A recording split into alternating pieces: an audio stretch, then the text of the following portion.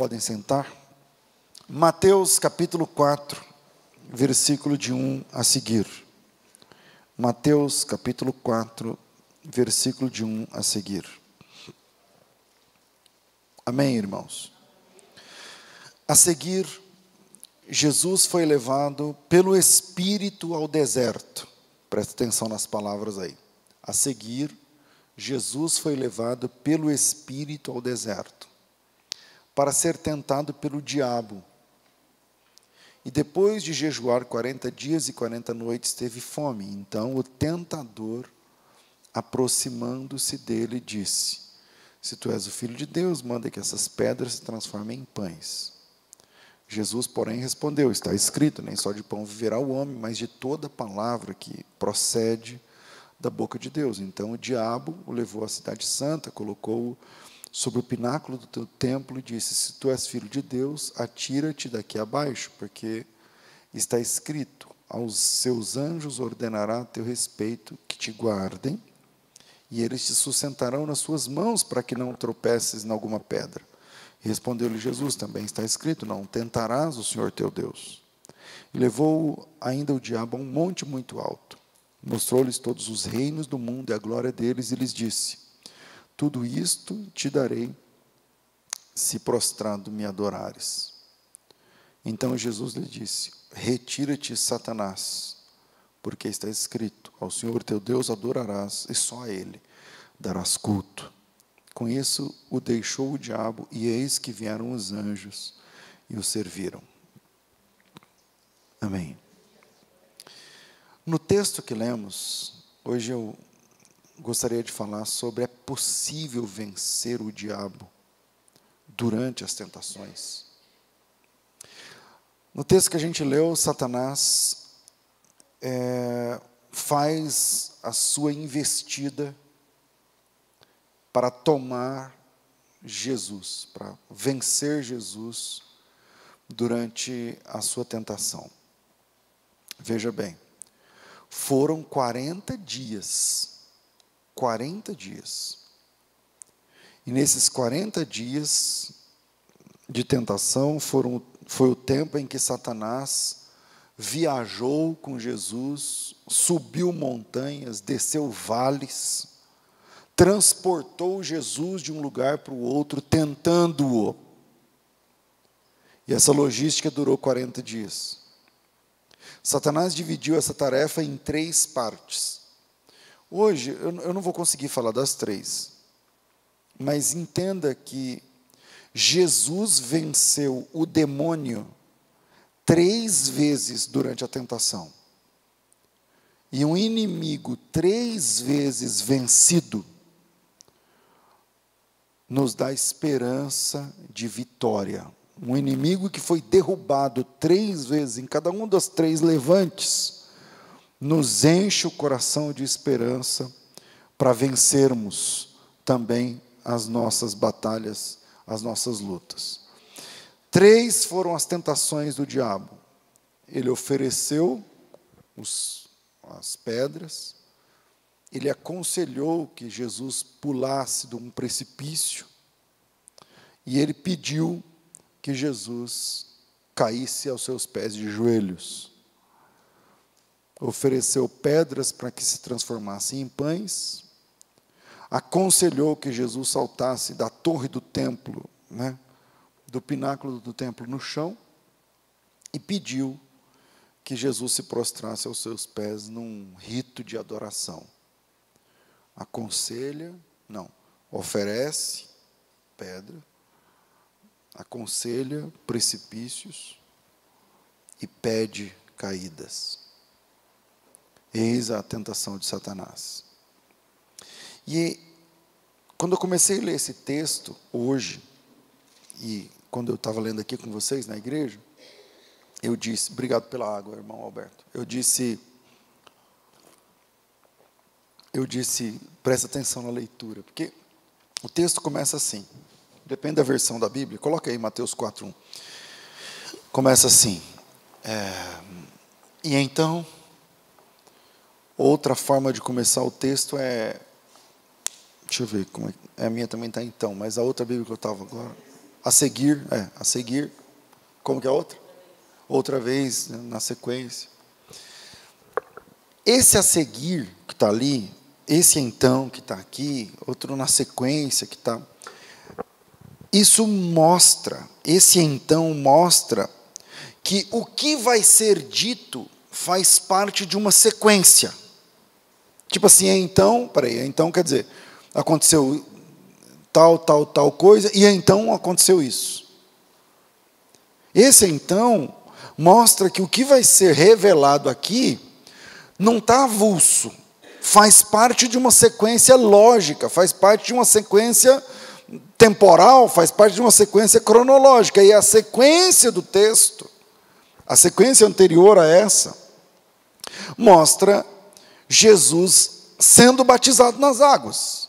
Então, se você está lá em Mateus 4 e voltam alguns versículos, não precisa ser muitos versículos, 5, 6 versículos lá atrás, qual é a experiência de Jesus? Ele está lá o primo dele, 6 meses mais velho, João Batista, batizando o pessoal, e Jesus chega para ser batizado, e aí o João Batista fala, não, é eu que tenho que ser batizado por ti e tal. E aí a gente vai entender que Jesus, assim, a razão pela qual ele orava é para dar o exemplo, ele também vai ser batizado para dar o exemplo. Então, ele vai dizer, não, importa que cumpra toda a justiça, não sei o que lá, e ele é batizado nas águas. E quando Jesus é batizado nas águas, sai o Pai, a voz do Pai, dizendo, esse é o meu filho amado, em quem me comprazo. E, então, quando o texto começa, e então, quer dizer que antes tem uma sequência, a sequência lógica do texto mostra que Jesus acabara de ser batizado nas águas por João. O batismo é uma decisão. Batismo é uma decisão. O batismo é o início da jornada com Deus. Se tem alguém aqui que não foi batizado ainda, você não começou a sua jornada com Deus. Ah, pastor, mas Deus sabe todas as coisas, inclusive sabe que você não se batizou, muito embora Ele mandou você se batizar. O rito de ingresso no cristianismo se chama batismo nas águas.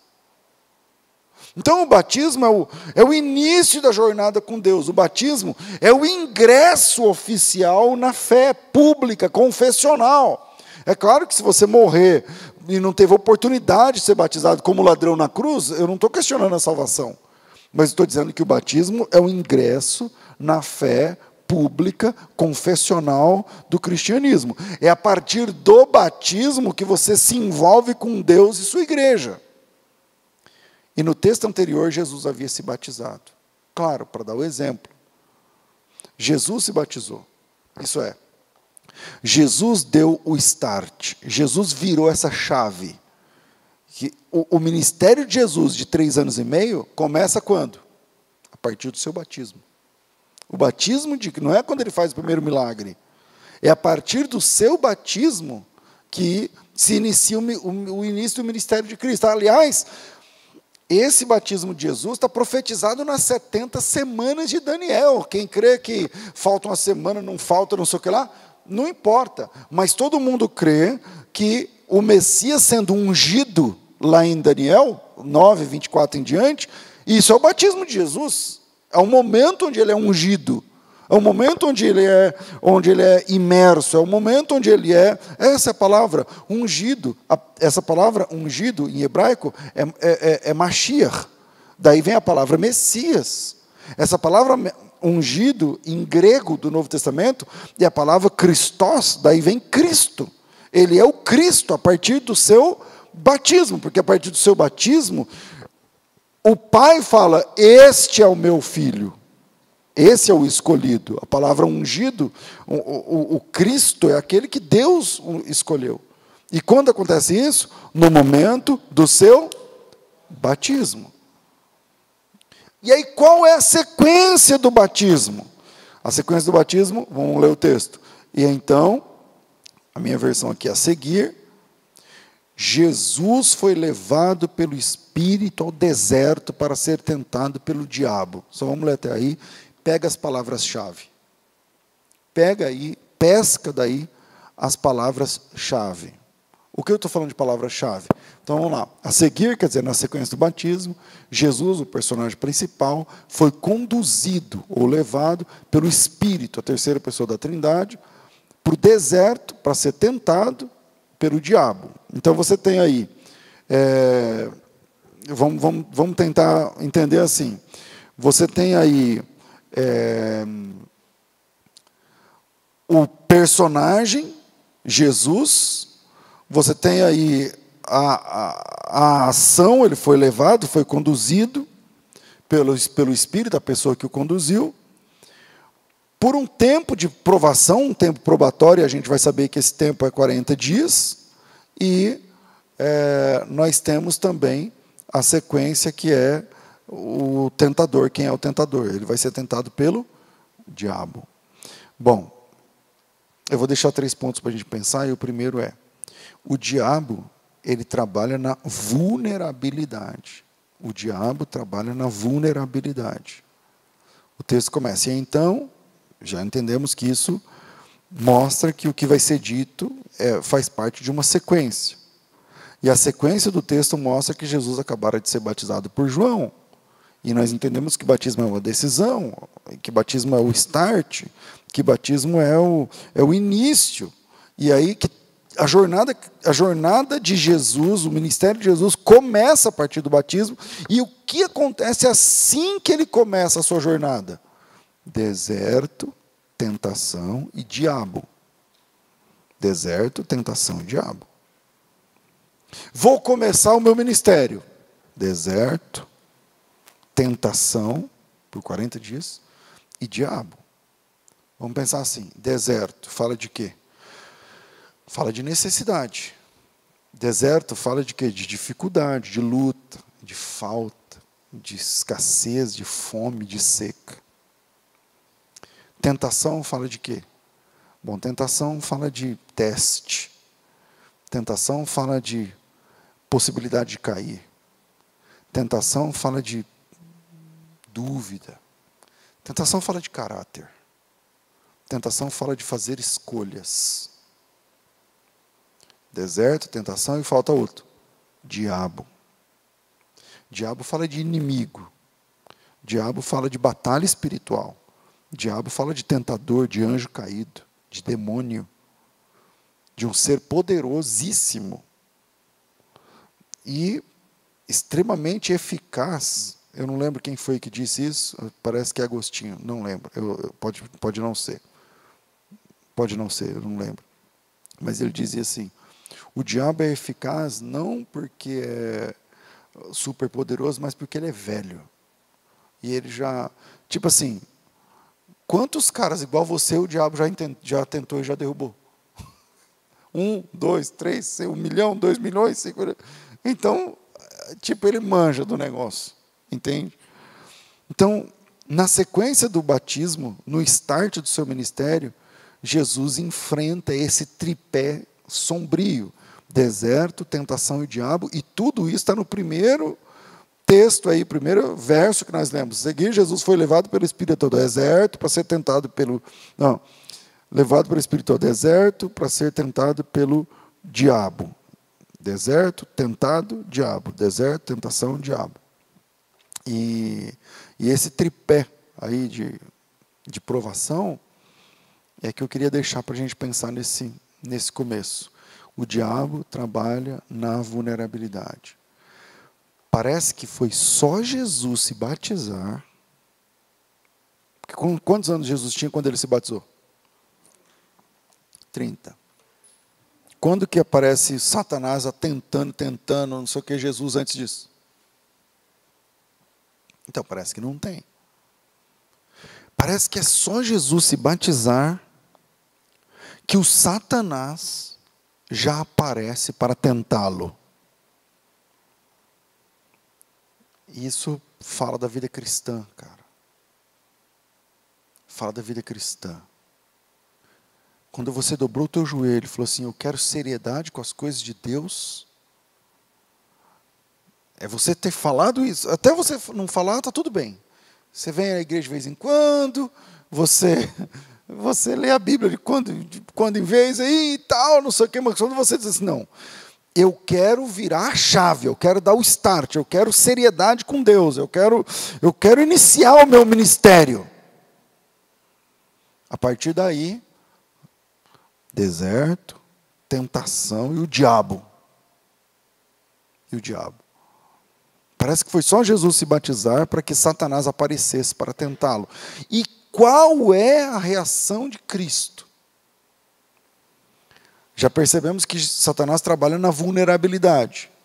Já sabemos que ele é o tentador, que ele é o oportunista, mas a pergunta é: o que Jesus fez diante dessa situação de deserto, tentação e diabo? Ele estabeleceu um jejum de 40 dias. A seguir, Jesus foi levado pelo Espírito ao deserto para ser tentado pelo diabo. Segue. E depois de jejuar 40 dias e 40 noites. É o texto. O que Jesus fez numa situação de deserto, de tentação, de Satanás, eu não sei o que lá? Bom, ele jejuou 40 dias e 40 noites. E o que isso ensina a mim? Jesus precisava jejuar? Não. Ele precisava orar?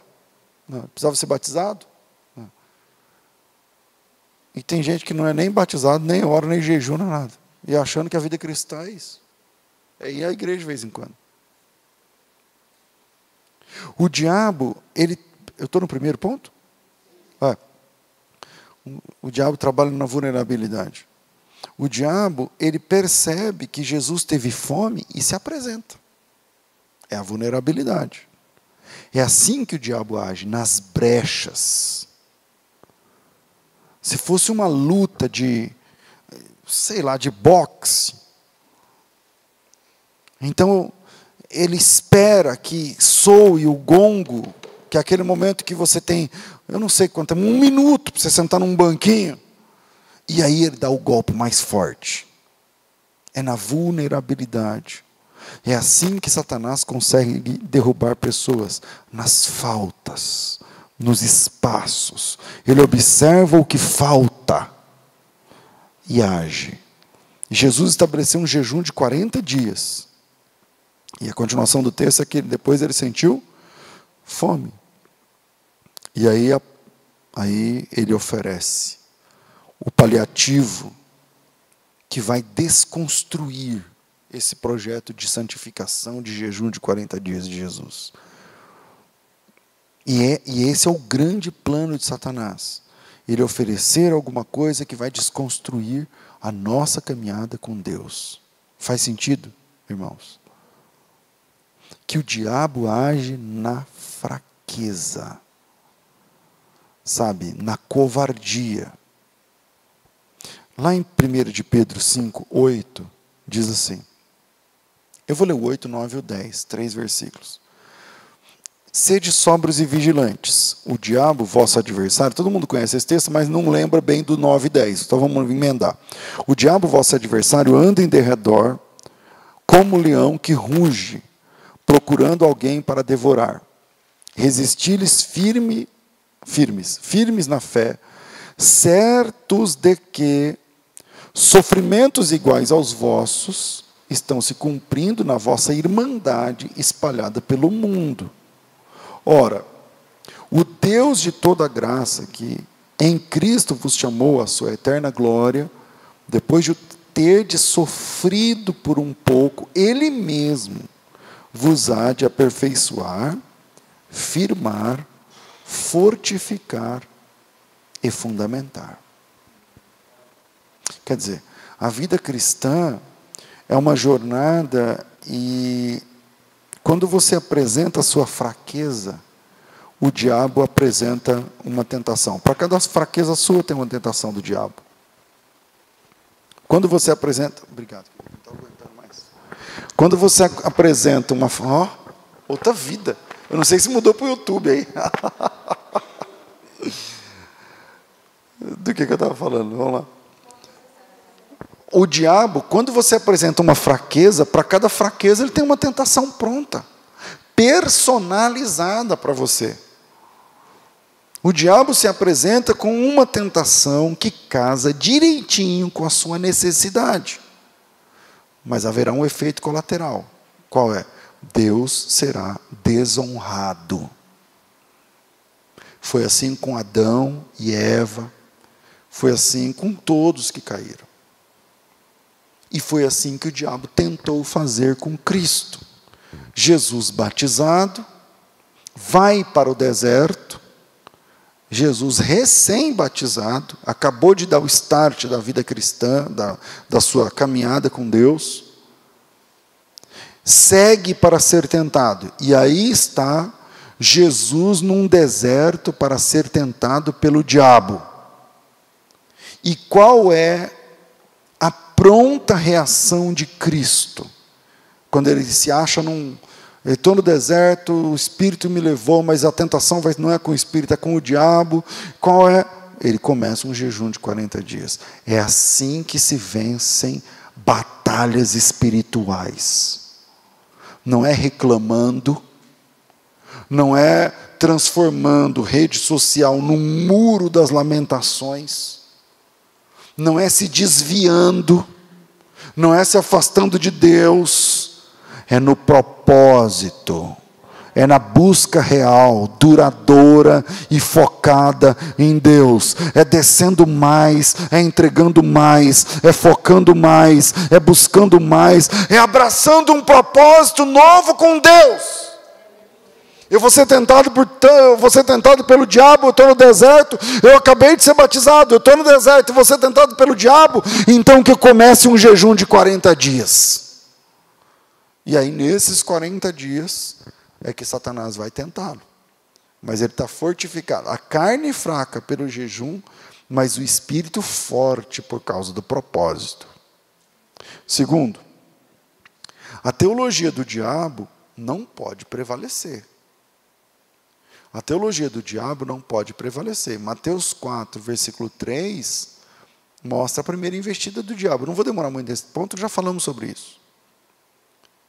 Versículo 3, então, o tentador, aproximando-se, lhe disse: se és filho de Deus, manda que estas pedras se transformem em pães. Essa primeira investida não é sobre a teologia de Jesus, como foi na segunda batalha, sobre textos escritos ou não. Porque esse negócio de manda essas pedras virar em pão, isso não é texto. Não está na Bíblia isso daí.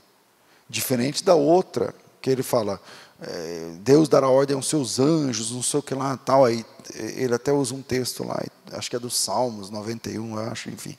Mas essa primeira investida de Satanás não é sobre teologia, como foi na segunda batalha, sobre o que está, o que não está escrito, como está, como não está escrito. Mas aqui, o diabo tem um único objetivo, que é questionar a identidade de Jesus Cristo.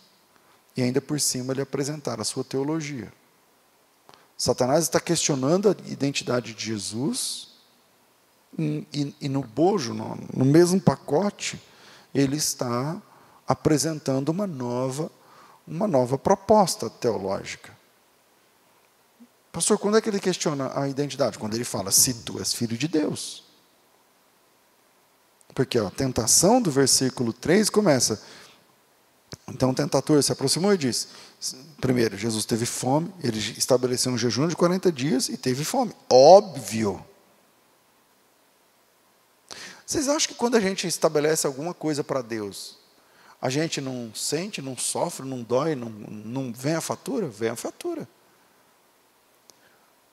Tentação, deserto e diabo. Vou ser tentado? Vou. Beleza, vou estabelecer um jejum de 40 dias. Propósito. Isso é propósito. Isso é propósito com Deus. Agora, não significa que porque você estabeleceu um propósito, você não vai se sentir fraco durante o propósito. Durante a caminhada. E é aí que Satanás entra, que foi o primeiro ponto. Ele age na vulnerabilidade. Ele viu que Jesus teve fome e falou, aqui eu tenho uma oportunidade. É aqui que eu tenho uma oportunidade. Pastor, eu vou fazer um propósito, eu não vou faltar culto, eu vou ler a Bíblia inteira nesse ano, eu vou jejuar toda semana, e eu vou, sei lá, vou voltar a ser dizimista, vou fazer não sei o quê, sei lá. Você define aí um propósito boladão de 5 coisas que você vai fazer, pronto. Quer que eu te diga? Glória a Deus por isso, Deus vai te ajudar, tudo. Mas você vai se sentir fraco, incapaz, vai doer, vem a fatura. Você vai olhar e falar, por que eu fiz esse propósito? Agora não estou com vontade de ir, agora tem que ir, porque eu falei, porque eu prometi, porque não sei o quê. Jesus estabeleceu 40 dias. E depois, teve fome. E quando ele teve fome, Satanás se apresenta. E quando Satanás se apresenta, ele se apresenta para começar questionando a sua identidade. Se tu és filho de Deus. Eis aqui a confusão que o diabo lança sobre a identidade de Cristo. Se você é filho, se ele for o seu pai, porque tudo começou lá no então, né? E então Jesus foi. E então, o que significa? É que essa experiência do deserto dos 40 dias está linkada com a última experiência de Cristo. Qual tinha sido a última experiência de Cristo? O batismo. O que tinha acontecido no batismo? A identidade de Jesus havia sido revelada pelo Pai publicamente. O Pai, o céu se abriu, e o Pai disse, esse é o meu filho. Então, isso nunca tinha acontecido com ninguém. Jesus tem a identidade dele, inclusive, eu não lembro se foi em Mateus, posso ver aqui agora. Eu acho que não é em Mateus, eu acho que é em Lucas. Quando o pai fala, esse é meu filho amado, não sei o que lá, me comprazo, o pessoal achou que era um trovão. Tem isso aí na Bíblia. Então, o que acontece no batismo? Jesus teve a sua identidade plenamente revelada pelo Pai. E o que acontece na sequência, quando Jesus tem a sua identidade plenamente revelada pelo Pai? Chega Satanás, na hora da fraqueza de Jesus, e diz, se você é filho de Deus, porque para mim não é, esse se, o que é o se?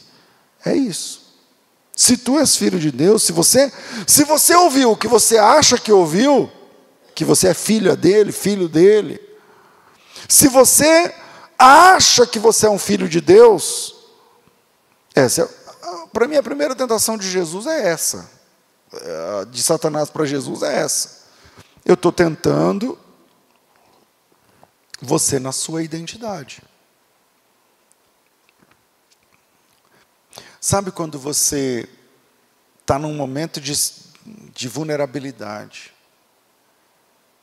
e você questiona, será que Deus não está nem aí para mim? Será que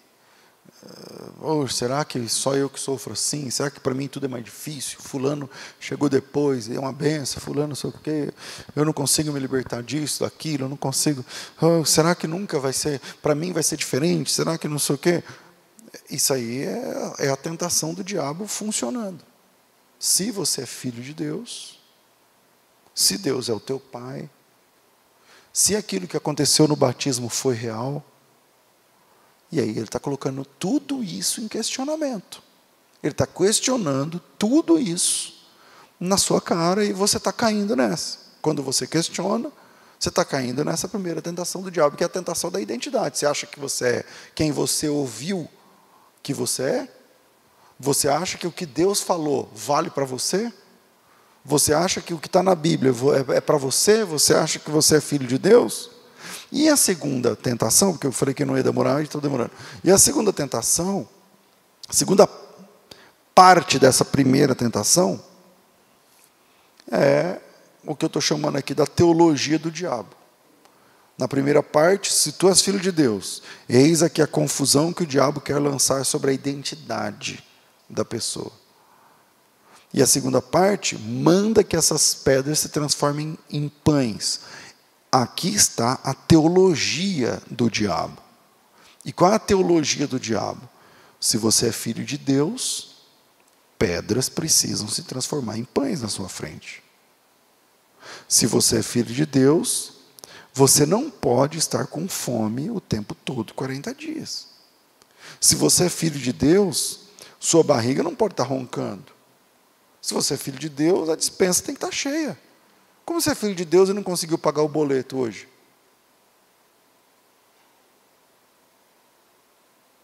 Como você é filho de Deus e a gasolina vive na reserva? Como você é filho de Deus e teve de devolver o carro porque não conseguiu pagar? Como você é filho de Deus e faliu a empresa mais de uma vez, e está tentando pela segunda, pela terceira? Como você é filho de Deus e roubaram teu carro, teu caminhão, passaram, furou o pneu da moto? Você é filho de Deus e como você é filho de Deus e sua mulher não sei o quê, o seu marido? Essa é a teologia do diabo, a teologia do link. Quando você linka uma situação espiritual com resultado material. Essa teologia é perigosa, perigosíssima. Jesus não caiu nela, porque Jesus respondeu dizendo, não, Jesus cita um texto que é Deuteronômio, capítulo 8, né? Que também a gente não lembra esse texto, a gente só fala lá por base de Mateus mesmo, mas se a gente ler Deuteronômio 8, vamos lá, Deuteronômio capítulo 8, versículo 13, como é que Jesus venceu essa tentação pela palavra? Lá em Deuteronômio 8, 3, está dizendo assim, ó, Deus, Ele te humilhou, te deixou ter fome, te sustentou só com um maná, que você não conhecia, nem os teus pais conheciam, para te dar a entender que nem só de pão viverá o homem, mas de tudo que procede da boca de Deus viverá o homem. E aí Jesus pega esse texto, que Deus está dando uma chamada no pessoal lá do deserto, que ele falou, vocês não vivem de pão não, de maná caindo de céu não, vocês vivem do que eu falo, eu que sou o sustentador de vocês. E aí Jesus usa esse texto para vencer essa tentação de Satanás, mas parece que essa tentação de Satanás alcançou o mundo cristão da nossa época. Porque, às vezes, eu vou falar a gente, para uma questão prática, porque às vezes a gente questiona a nossa fé, a nossa identidade ou o nosso Deus baseado nos desertos da vida. Eu falei agora há pouco, teve que devolver o carro porque não conseguiu pagar. Tá, e você devolveu o carro, foi embora murcho, porque quem não fica? E quem nunca? Falei, Senhor, por que isso está acontecendo comigo, se eu sou seu servo? Se eu sou dizimista, se eu sou crente, se eu canto na igreja, se eu fico em pé na porta, se eu sou o último que sai, o primeiro que chega, por que a coisa está difícil para mim, a coisa está preta do meu lado? Não, eu sou teu servo. E essa teologia do link, que linka identidade com bem-estar, se tu és filho de Deus, pedra tem que virar pão, a primeira pessoa que falou isso aí na Bíblia foi o Satanás. Para Jesus, tentando Jesus, para cair, para derrubá-lo. E hoje, essa mesma teologia é pregada em púlpitos de igrejas evangélicas, por pastores evangélicos. E igrejas sérias também entraram nessa. Nunca ouviram isso? Querido, se você é filho de Deus, as coisas precisam acontecer. Já ouviram isso ou não? De igrejas evangélicas? Pois é, essa teologia é a teologia de Satanás. Essa ideia desse link, a primeira pessoa que falou isso na Bíblia foi o diabo, para Cristo. E ninguém nunca fez esse link depois. Satanás, tentando Jesus para derrubá-lo, chegou nessa ideia de que não, se você é filho de Deus, meu amigo, coisas precisam acontecer, o sobrenatural aqui, pedra virando pão, e dinheiro caindo na conta e tal. Segundo, a teologia do diabo não pode prevalecer. A teologia do diabo não pode prevalecer. Não existe link entre a sua identidade e a sua situação. A gente está fazendo o culto aqui numa quinta-feira, dia 7 de abril de 2022, o mesmo ano onde na semana passada foi descoberta não lembro agora, acho que na Coreia, uma igreja cristã escondida, e o policial chegou lá e fuzilou todo mundo. Fuzilou todo mundo. Irmãos em Cristo, louvando a Deus, cantando, não fazendo mal a ninguém, fuzilados. Vocês viram, ficaram sabendo? Fuzilados só por ser crente. Então, que teologia é essa de que se você é filho de Deus, onde você pisa, nasce grama. Se você é filho de Deus, aonde você põe a mão, vira ouro. Você vê, isso aí é o Midas. Isso aí não tem nada a ver com o cristianismo. A história do cristianismo é sermos perseguidos, irmãos. É sermos espetáculo para o mundo. Quando a Bíblia... Acha esse texto para mim, alguém aí? Espetáculo para o mundo? Não lembro. Eu não tenho noção de onde está esse texto, mas eu acho que é... Não é Romanos, né? Eu acho que é... Eu não vou lembrar. Coríntios. Porque 4:9. Porque a mim me parece que Deus nos pôs, a nós, os apóstolos, em último lugar, como se fôssemos condenados à morte, porque nos tornamos espetáculo ao mundo. Esse texto aí de Coríntios, não é que o apóstolo Paulo é um espetáculo. Não, a palavra grega por trás dessa palavra é teatro. Teatron, do grego, porque está no plural. E aí ele fala o seguinte, é que quando um apóstolo era morto, era um espetáculo, literalmente. Ele era estraçalhado, ele era amarrado a mão em um cavalo, a outra mão no outro cavalo, o pé em outro cavalo, o pé em outro cavalo, e saiu os quatro assim, e as vísceras ainda batendo, pulsando, caíram no chão. Era crucificado de cabeça para baixo publicamente, era jogado aos leões publicamente, todo mundo aplaudindo, era um espetáculo de verdade.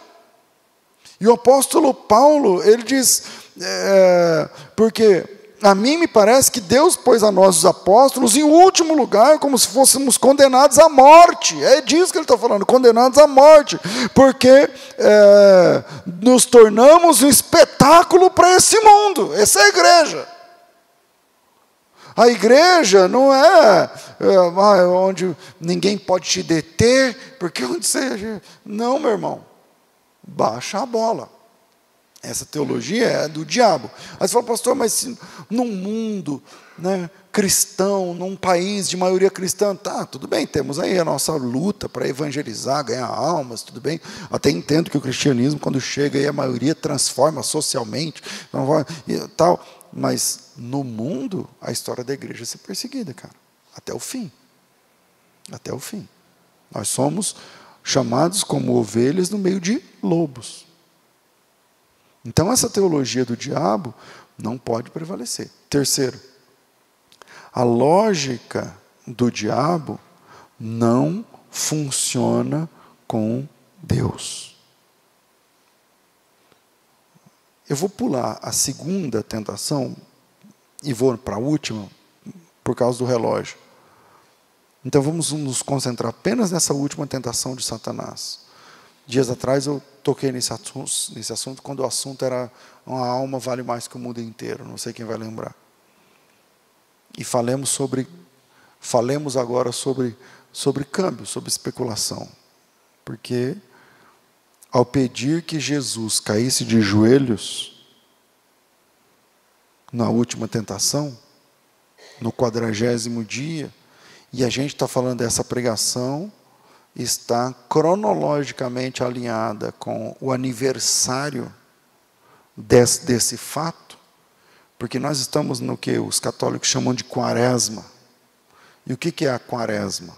Os 40 dias. Que os 40 dias? Da tentação de Cristo. Que os cristãos mais antigos se negavam a prazeres durante a quaresma. Por quê? Para estarem ali. Não, Jesus, nesse período do calendário, Jesus estava sendo tentado pelo diabo. Eu vou fazer churrasco? Não. Falei, pastor, então o senhor está defendendo os católicos? Não, eu como carne, não é isso que eu estou falando. Mas a questão é, nós estamos num período do calendário que nesse período, há 2000 anos atrás, o nosso Cristo estava sendo tentado de todas as formas por Satanás, sem cair. Sem cair.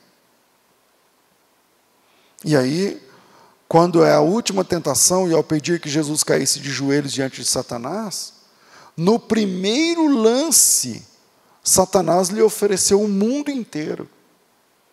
Então, vamos lá no texto. Então, Satanás, cadê? 8, transportou o diabo. Então, transportou o diabo a um monte muito alto, mostrou-lhes todos os reinos do mundo e a glória deles, e disse, tudo isso te darei, se prostrado me adorares. Ao pedir que Jesus caísse de joelhos, ao câmbio, uma alma pelo mundo inteiro. Tudo isso te darei se prostrado me adorares. O mundo por uma alma. Eu queria falar aqui de câmbio. Quer dizer, Jesus foi tentado como homem, obviamente. As tentações... Pastor, como você sabe que é como homem? Ué, fome. Deus tem fome? Não. Pão, comer pão, isso é coisa de homem. Entendeu? Então, as tentações de Jesus ali, ele está sendo tentado como homem. E se Jesus caísse, vamos conjecturar, por favor. É uma conjectura só. Eu não estou dizendo que o diabo possa lhe dar o mundo inteiro ou não.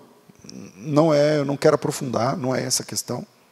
Se o diabo é dono, não é dono, não sei o quê, que eu sei que tem toda essa questão em volta, mas apenas conjecturando. Se Jesus aceitasse a proposta e caísse de joelhos, adorando Satanás, esse seria o câmbio. O mundo inteiro em troca da sua alma. Uma alma por um mundo. 2022. Como as coisas mudaram ou não? Quão barato Satanás está pagando por uma alma hoje em dia. A alma no mercado está desvalorizada. Está desvalorizada. Porque o diabo hoje em dia é com cada besteira que ele ganha uma alma. Veja bem, eu não sei se você percebeu, mas o demônio está nesse texto ensinando-nos o valor de uma alma. E segundo ele, uma alma vale todos os reinos deste mundo e a glória deles. É o valor de uma alma. Ah, pastor, mas era a alma de Cristo. Mas Jesus está como homem. É o valor da alma. Ele está ali trocando uma alma prostrada aos seus pés pelo mundo. Pelo mundo. Hoje tem gente vendendo a alma por uma promoção na firma. Veja, nós somos seres físicos, biológicos. Somos feitos de matéria que decompõe, a gente fede. Em questão de horas, vivo ou morto. Se você não toma banho, passar um perfume ou qualquer coisa, fede. Somos limitados, somos fracos. Não sabemos o nosso preço, o nosso valor. Em contrapartida, o diabo é espírito. Você acha que só Deus é espírito? O diabo também é. Ele é um anjo caído. Ele sabe o que é uma alma. Ele sabe o valor de uma alma. Por isso, no primeiro lance, ele oferece mundos. Tudo isto te darei, se a sua alma se prostrar diante de mim. Veja que as tentações, ao invés de servir de ruínas, também pode servir para a gente de exemplo. A gente parar para pensar, lendo esse texto, e um livro de um padre do século XVII, Fiquei pensando nessa questão essa tentação do diabo, o diabo perdeu, né? Jesus venceu, mas serviu para a gente entender o valor de uma alma, porque eu não ia saber esse valor, esse câmbio. Se o diabo, que conhece a alma mais do que eu, não falasse, eu vou te dar o mundo inteiro pela sua alma. Então aprenda a avaliar e a estimar melhor a sua alma, a alma da tua mãe, do teu pai, do teu filho. Aprenda a estimar melhor o seu chamado, aprenda com Jesus, aprenda com Paulo e aprenda até com as tentações. Jesus não concordou que sua alma valesse o mundo inteiro, porque ele não se prostrou. Paulo não confundiu o seu chamado, mesmo estando em cadeias. E a gente precisa aprender a estimar melhor a nossa alma, a entender o nosso valor diante de Deus. Se é que podemos aprender alguma coisa com o diabo, aprendamos a estimar melhor o valor da nossa alma para Deus. A sua alma é valiosa para Deus. E o diabo, ele está muito enganado, porque ele chega em Jesus e fala assim, mostrou os reinos do mundo, a glória do mundo inteiro, e falou, tudo isso eu te dou, se você me adorar. Pensa só no câmbio, do mundo por uma alma. Vamos sair do câmbio agora. Porque o diabo, se ele queria Jesus, eu estou dizendo que o diabo conhece muito de alma, mas parece que ele não conhece muito da natureza de Cristo. Porque mundo e glória do mundo não apetecem Jesus. Se o diabo quisesse Jesus ajoelhado diante dele, ele precisava conhecer melhor a Jesus. Se o diabo queria Jesus prostrado diante dele, e para isso ele oferece mundos, mundo para Jesus não é... A Bíblia diz assim, em Hebreus, pela fé entendemos, Hebreus 11, que os mundos, pela palavra de Deus, foram criados. Quanto custou para Jesus os mundos? Custou o quê? Uma palavra. Porque a Bíblia diz que pela fé entendemos que os mundos, pela palavra de Deus, foram criados. Para Jesus, quanto custam os mundos, os planetas, o universo e não sei o que e tudo mais? Custa um haja. Estou me fazendo entender? Agora, quanto custa uma alma para Jesus? Ah, meu amigo, não vale apenas uma palavra. Não é com um haja que ele resgata um pecador. Para ter uma alma, Jesus precisou entregar a sua própria vida. O que vale mais para Jesus, os mundos ou uma alma? Uma alma. E parece que o diabo não sabia dessa. Parece que o diabo faltou na aula de soteriologia. Não explicaram para ele que para salvar uma alma, Jesus teve de morrer. Por isso que uma alma é mais valiosa para Jesus. Se o diabo quisesse Jesus ajoelhado diante dele, ele não tinha que oferecer mundos. Ele tinha de tratar com almas.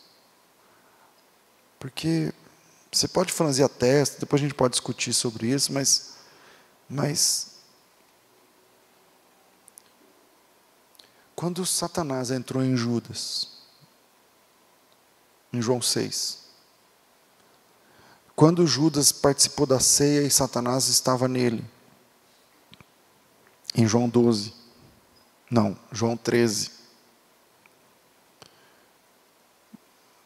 quando o diabo oferece mundos, Jesus fala para ele, cara, não tentará o Senhor teu... Não, é outra que ele fala, né? Não, somente ao Senhor teu Deus adorarás, só Ele servirás. Isso aí não me apetece.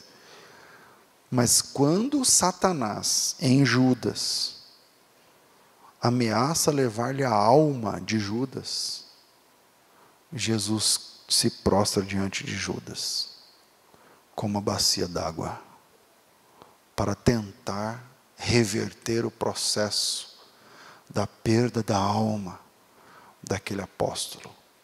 E aí está Jesus prostrado diante do diabo, porque o diabo estava em Judas, está no texto, o diabo estava em Judas. E quando o diabo que estava em Judas estava vencendo Judas, arrebatando-lhe a alma, Jesus se debruçou diante de Judas, lavou-lhe os pés, avisou que alguém ia traí-lo, deixou o recado. E aí agora o livre-arbítrio é de Judas. É de Judas.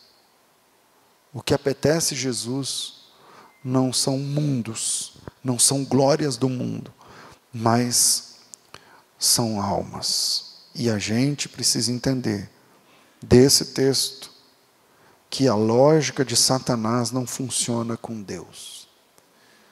A Bíblia diz que Deus não vê como vê o homem. E a Bíblia diz, a Bíblia não vai dizer com essas palavras agora, mas a gente entende pela Bíblia que Deus também não enxerga como enxerga o diabo. O diabo achou que, por último, eu vou oferecer para ele os mundos e a glória dos mundos e os reinos, não sei o que lá. E isso para Deus não lhe apetece. Mas Deus, a preocupação de Cristo é com a tua alma. Com a tua alma. A gente tem que encerrar. Você está numa situação de deserto, irmão. Você está numa situação de deserto, de tentação e de diabo. O que Jesus fez? Jejum. 40 dias de santificação. 40 dias de consagração. Fechando brechas, fechando portas. Eu com Deus, Deus comigo, servindo. Efeito colateral. Chega Satanás na nossa fraqueza e vem apresentar as tentações. E aí, você não pode deixar que Satanás vença você na sua identidade. Você não pode abraçar a teologia do Satanás, porque essa teologia do Satanás pegou num nível que as músicas cantadas, que um monte de coisa, é com base nessa teologia aí, do diabo. Se você é filho de Deus, tudo precisa funcionar. E por último, cuide mais da sua alma. A sua alma é mais valiosa do que você pensa. E o diabo sabe disso. Talvez você não saiba. Você está se autodestruindo, você está se afastando de Deus, porque você não sabe o valor da tua alma diante de Deus. Vale muito. Mas como você não sabe, o diabo está levando por pouco. O diabo está levando num câmbio ridiculamente baixo. Então a gente tem de vigiar, porque o inimigo está ao derredor, bramando como leão, buscando quem possa tragar. Deus abençoe vocês no nome precioso de Jesus.